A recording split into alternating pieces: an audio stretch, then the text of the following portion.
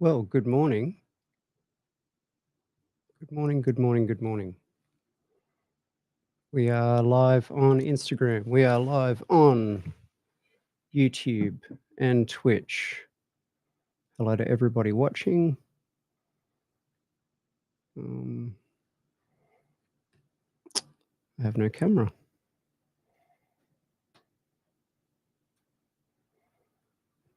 How bizarre.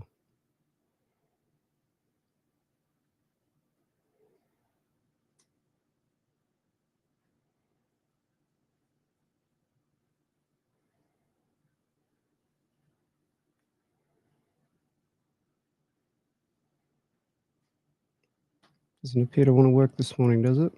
Or this afternoon. Well, let's hope that it works for what we actually want to do, which is go over the GRO guide, the automatic GRO guide.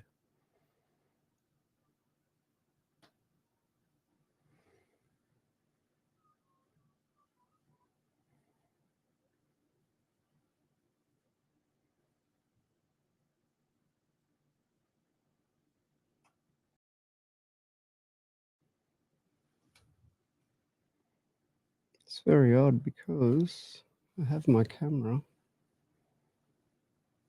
Damn, am I going to have to end it and restart it because it's not working? Okay. Oh, well.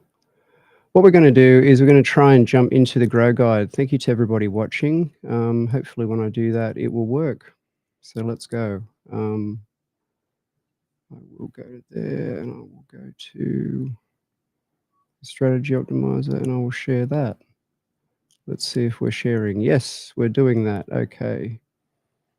So we'll spotlight that. At least that side's working. That's good, because that's where we need to be today.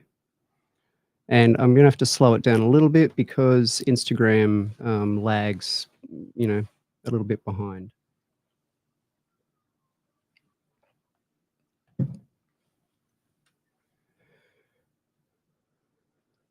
Okay. So what you're looking at there is the interface for the feed strategy optimizer. So what this is effectively a way to, in a much more detailed and comprehensive way, strategize the use of our products in conjunction with the use of our soils, with some feedback from customers, to develop a better strategy.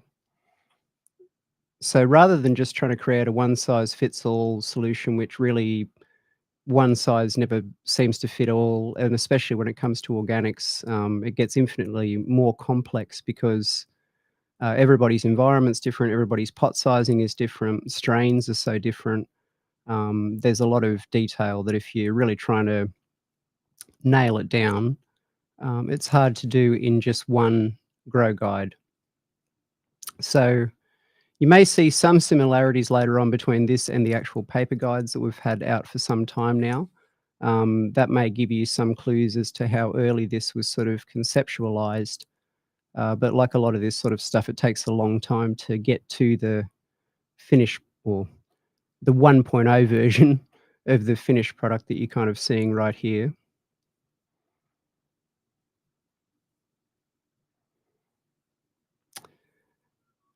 Right. So on the first page, you'll notice that I'll just widen that screen. The first inputs that you've got are for your strain type. And so you can toggle that for auto flower or for photo period. Now you'll notice for auto flower, when you change it, it hides the phase input selectors for the bloom cycle. That's because we've created an average by comparing an enormous amount of different autoflower varieties and sort of narrowed it down to two specific ranges. And then that's been hard encoded in the logic of the guide generator.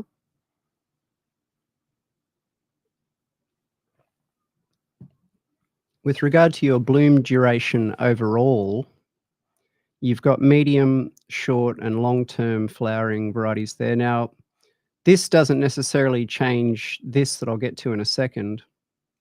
What this does is changes the curve of the application rates of certain things within the guide. So certain short flowering, medium flowering, or long flowering varieties tend to have particular proclivities towards certain nutrient curves and dosing. And so we've incorporated those into the logic that runs the guide generator. Now, if you come down a little bit further,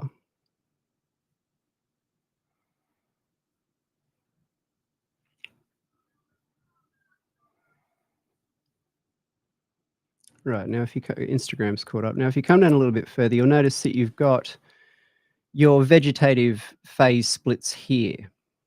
So that's where you can put in, say, if you use 2 seedling weeks, you use 2 early veg weeks, and then you use, say, 2 fast veg weeks, where you can put that in there, and that will develop a relatively realistic guide for your seedling weeks, early veg weeks, and fast veg weeks.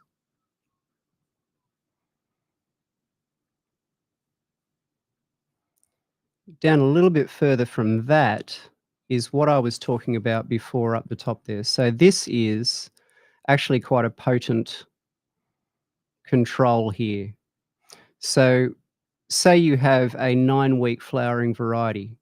Well, there's a lot of scope within that, because what happens within those 9 weeks? Now, that depending on the variety you've got, some strains will stretch for 2 to 3 weeks, but they might bulk for less time, or they might uh, stretch, bulk for a while, and then take a while to ripen. So the schedule that you need to generate within those 9 weeks is slightly different, dependent on the variety. And so we've narrowed that down to the ability to adjust those different phase weeks there within the guide. And that again modifies the overall logic that it runs on.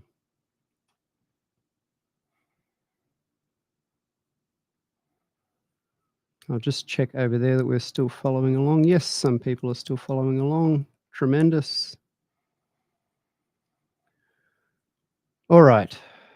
So then we get down to your plant count and your total soil volume. Now, you can calculate this along with your soil buffer size here in our dynamic soil volume calculator. Now, that'll give you a lot of parameters that you can use to input into this to further refine your grow. So within that, for a 9-week flowering plant under those average conditions, the input form is set at 40 litres, because that would be an adequate buffer size for one plant. So we'll just stick with that for the guide generation here. And then I'll see if I can zoom it in just a little bit more for us. We'll get a closer look at that feed aggression slider there.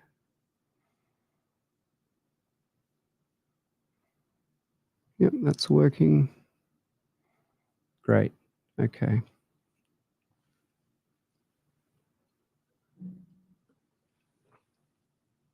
So the feed aggression level is what dials in the amount of plain water days within your guide, within your schedule. So at the lowest setting, you've got 6 plain water days and you've got 1 feed day. And at the highest setting, well, you can kind of guess, but you've got 6 feed days and 1 plain water day. Now, also, when you're going through the aforementioned soil volume calculator, that now gives you some recommendations with regard to where to set this. So as a general rule, if you're running higher light levels, well, you're going to want to feed a bit more aggressively to keep up with that, or also if you're using smaller pot sizes.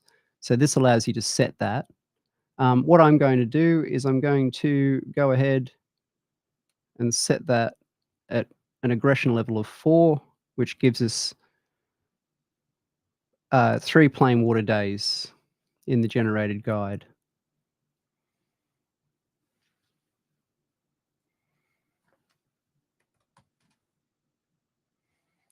So then we've got all that in there now. We will click next. and go to the next page.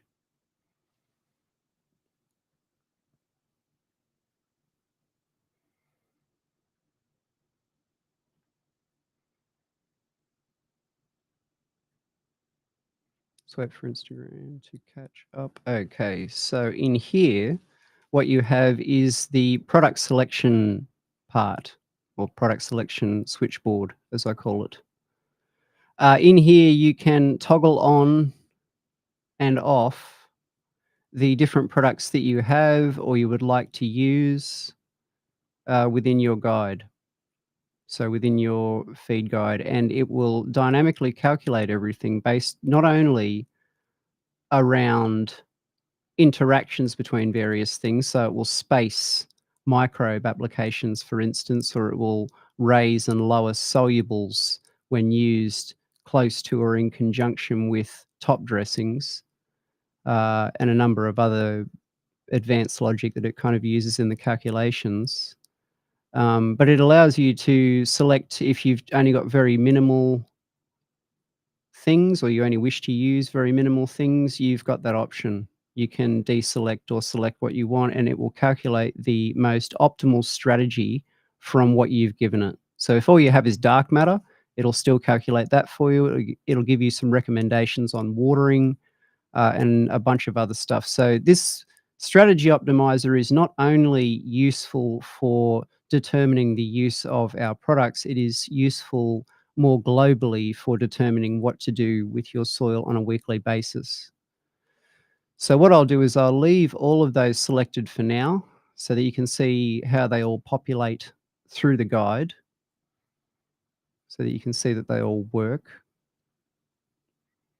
We tried to make that page as sort of clean and easy to use as possible because we do have a few accessory products. So go to the next page. Now this is what I call the cool page. This is where a lot of the magic happens.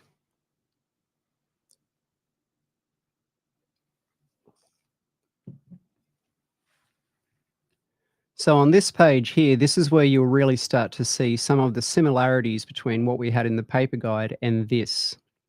Now you'll notice there is to your left a microbe vitality dish. This sort of shows your inoculation totals. And to the right, you have your chart here, which shows you your split. And in the middle there, you have a big bullseye with a generate strategy button. When we click that, not only does your digital Petri dish populate with your inoculation totals, your graph updates to show you the split of the different things that you're using. So there's your solubles, there's your compost, there's your microbes, your top dressings, your castings. So that shape there is the visual split of that. And then here you have what I call the infinity Pez wheel. So these are your infinity Pez. And what the infinity Pez do is they show you for each week of your generated phase what your guide should be.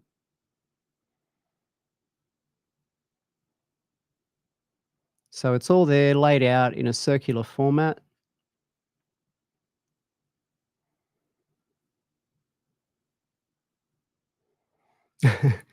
Some people on Instagram saying they're gonna have to measure their handfuls. Yeah, well, I mean, this makes it all a lot easier. I have found this has actually saved me a lot of product in terms of I personally, was overestimating things a lot of the time, and, it allows you to keep track of what you've used. So let's go down a little bit more into this section here. I'll widen the page again so that we can get a closer look at the scale feed strategy part. This slider here, I want you to pay careful attention to.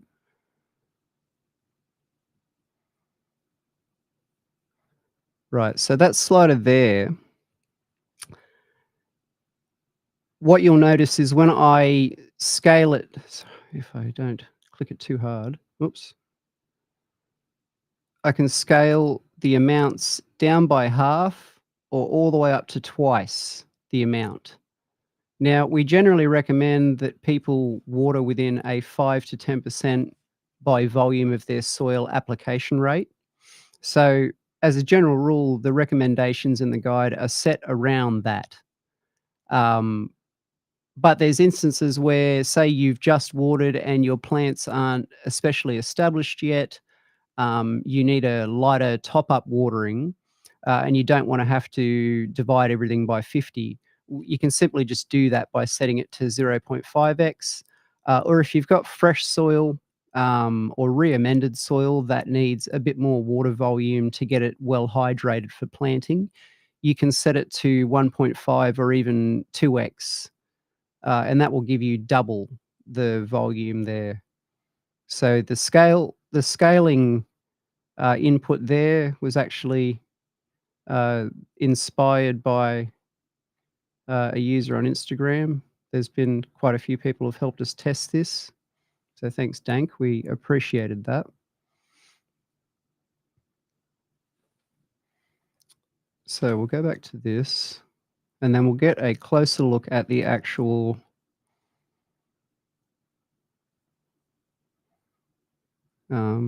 strategy, if we can.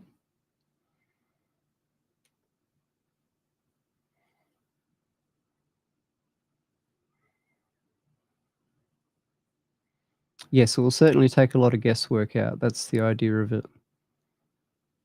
Right.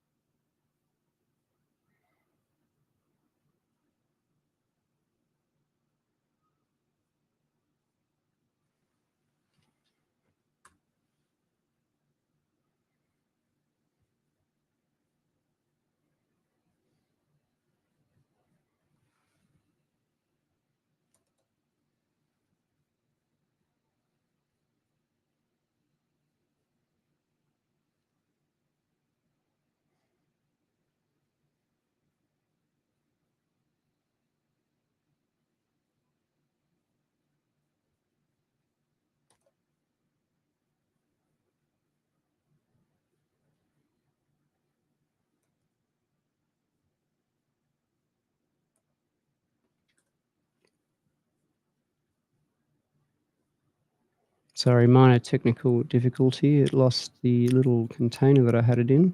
There we go. All right.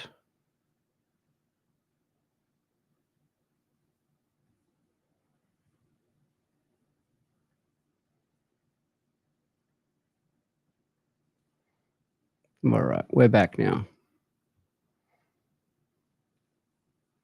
Restream is not the easiest thing to use for this sort of stuff.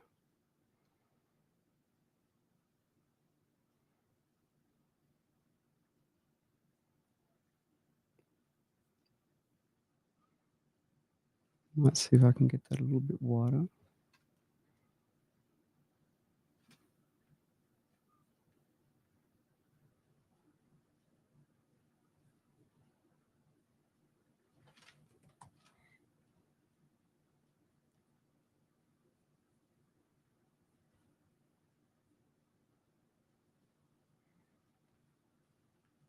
Sorry, just a second over on Instagram. It's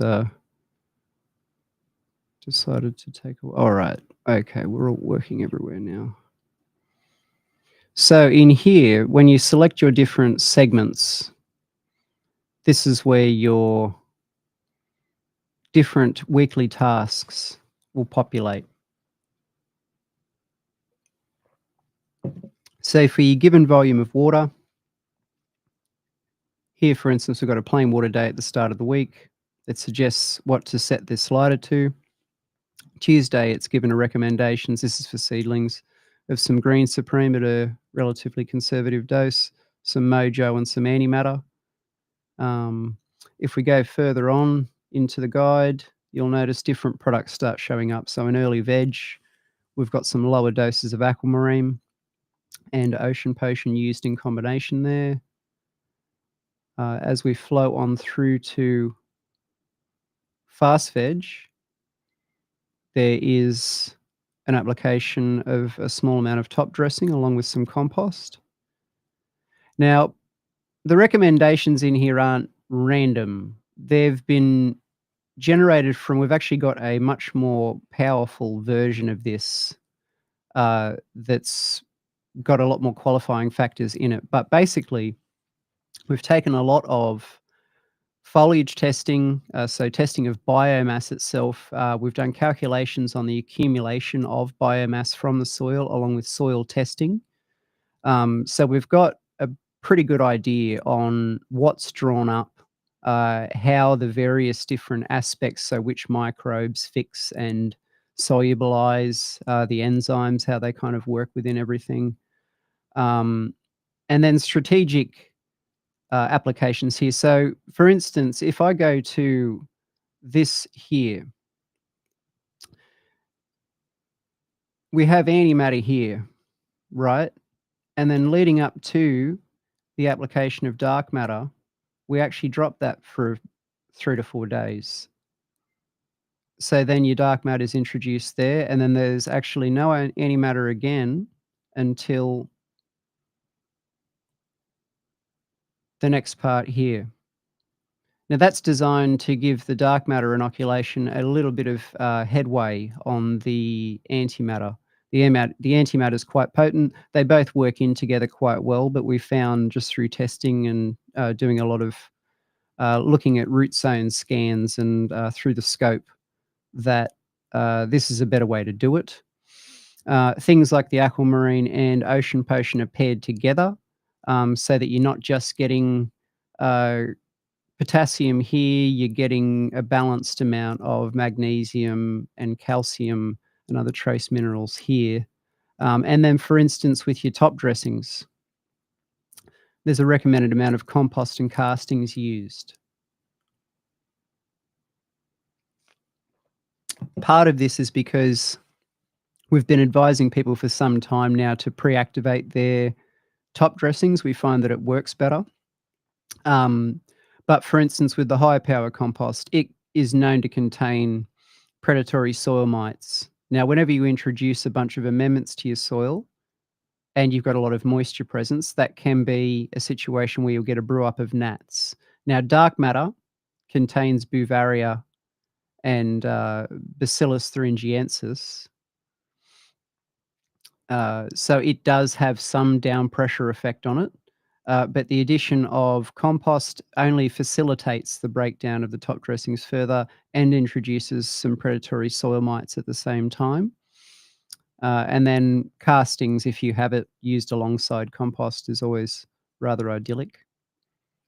So then as we get further into the phases here, we're in the bloom stretch phase.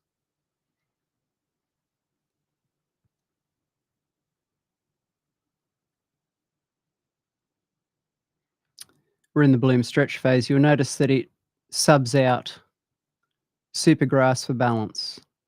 Now, if all you have is balance, it will actually change all the recommendations in the guide to recommend an appropriate amount of herb superb balance. Or if you don't have balance, it will recommend an appropriate amount of supergrass and mega yield based on the phase.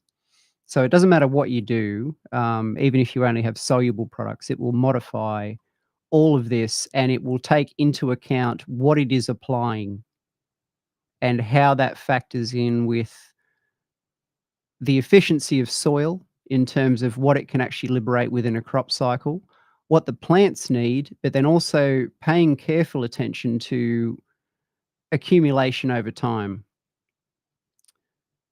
So, for instance, a lot of programs are obsessed with applying a lot of phosphorus and potassium too, but particularly phosphorus. Now, the trouble is in an organic system, you're liberating phosphorus from the soil at about 15 to 20%. So, whatever you put in there is coming back out of there at quite a slow rate. So, if you're applying excessive amounts of phosphorus all the time, you're really just building that up over time and making it very difficult to feed in the future, and very difficult to re-amend because it's easy to put it in, quite difficult to take it out, short of just diluting your soil. So this pays attention to all that. It also pays attention to how the microbes that we produce, and I mean, the antimatter is an enzyme and microbe product, but how they all work in with this.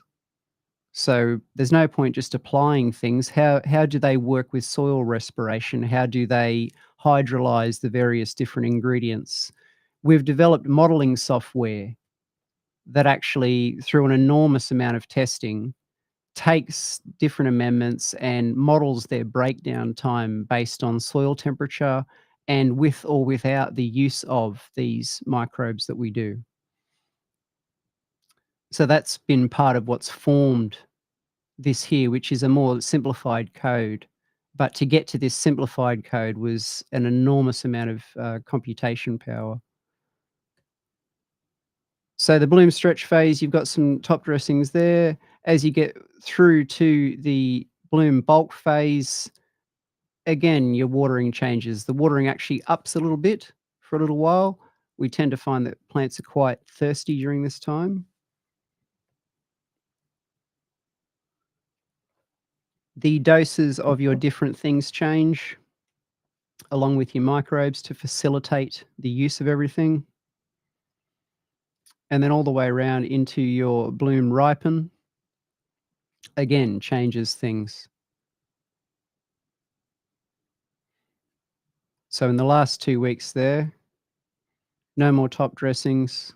Even the last top dressing in the cycle, we got mega yield at 20 grams for a 40-litre pot. Now that's, around a tablespoon. It's next to nothing. What that is to do is to keep the soil stimulated because fresh breakdown on top of the soil, uh, the herbs superbs are pre-inoculated with EM1. We actually ferment and make our own EM1, and that's used to inoculate those top dressings. So you're more applying it for that than you are for food at that point. A small amount of Stone Age there because a recommendation from another person, another grower on Instagram, and we've actually factored that into the program, is it tends to promote a better burning product at the end, having that mineral backing there. But you're not talking much. You're talking 12 grams for a 40-litre pot. So all the doses are where they need to be. They're moderate. You're not looking at trying to completely replace your soil's capacity with the feeding program. It's all made to augment everything. And even things like the Stone Age will scale with the application or non-application of ocean potion. The herb superbs scale with the application or non-application of the aquamarines. And it factors in what's provided by our composts and castings because we've had our composts and castings tested, and so we know where they are. For composts that we don't make, castings that we don't make, it's harder to tell those things. So that's why the guide narrows it down to that, because we're trying to, as the name of it is, optimize it. It's difficult to optimize things if you don't know what the parameters are.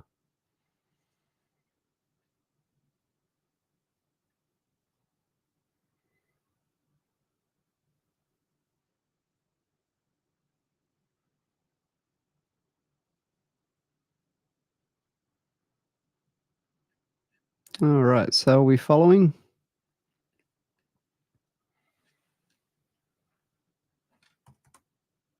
Sorry, I've missed some chats over on the on YouTube. Apologies. How you going? There's a bit to concentrate on today. I appreciate you tuning in.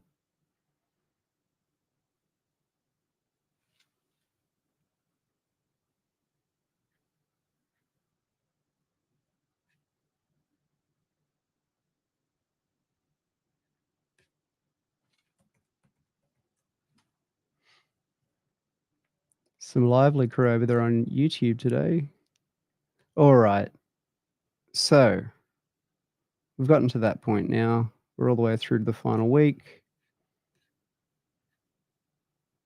There we go there. All right. Now, if we go to next, this brings up the product usage summary.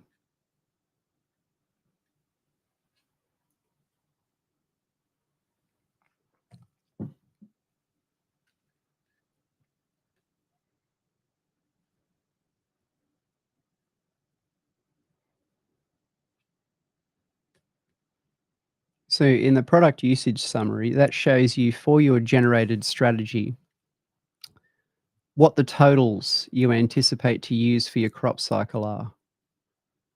Now that's useful because you can straight away look, both from a budgetary perspective and also just from purely a shopping list perspective, at what you're going to go through for that particular cycle, and you can take those totals there to wherever you would like to pick that stuff up from.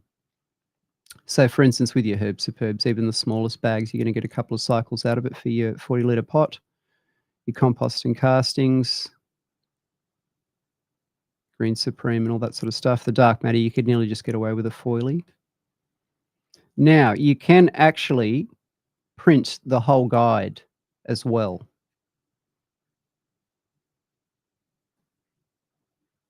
So you can actually go and you can click print whole guide.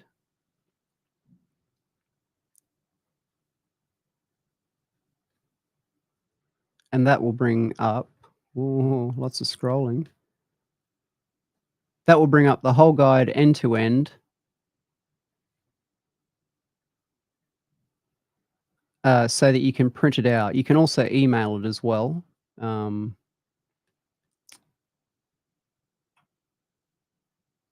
so the printable guide literally goes through each week. So it's all the outputs from the Infinity Pez wheel. Week 2, your week 3. And then at the end, it will give you a summary.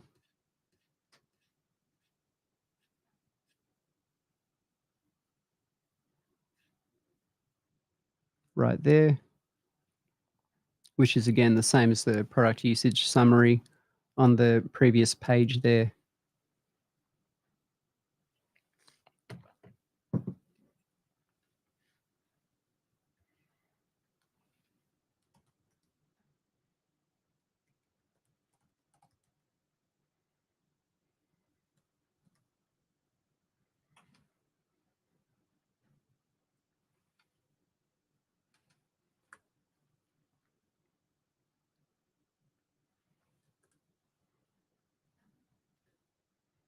All right.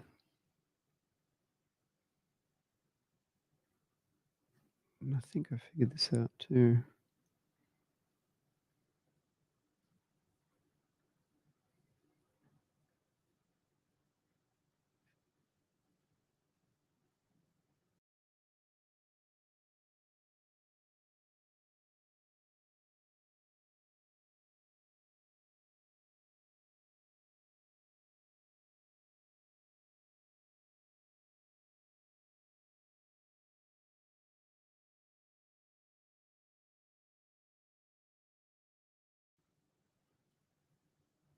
Yeah, camera's still not working today.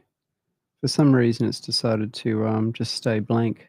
But it let us at least get through the guide, so that's good. I have no idea why it's decided to do that, but anyway, it doesn't really matter. Got dressed in my suit for nothing.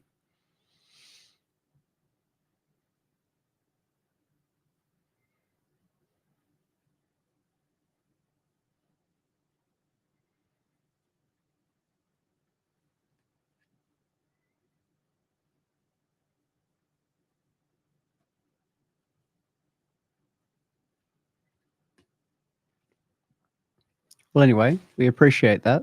Appreciate people having joined in. Let us go through that. If you'd like to check it out, you can check it out through our site. You just go to the site and it's either in the drop down under calculators or in the top menu bar there. You can click to, on a desktop, it looks fine on the website pretty much, or there is a button on there that we've added to just go to the full page and view it where we've got it hosted. So, yeah, we appreciate you having some interest. We hope it makes some people's life easier, enables you to dial your stuff in better, maybe save some product, and gives you a bit more of a blueprint, something we're a bit more comfortable with in terms of promoting than the standard guides from before. I've always had a bit of a bugbear with that style of doing it because it's, I mean, generally when we're talking to customers, it's 20 questions to kind of figure stuff out with people at the minimum.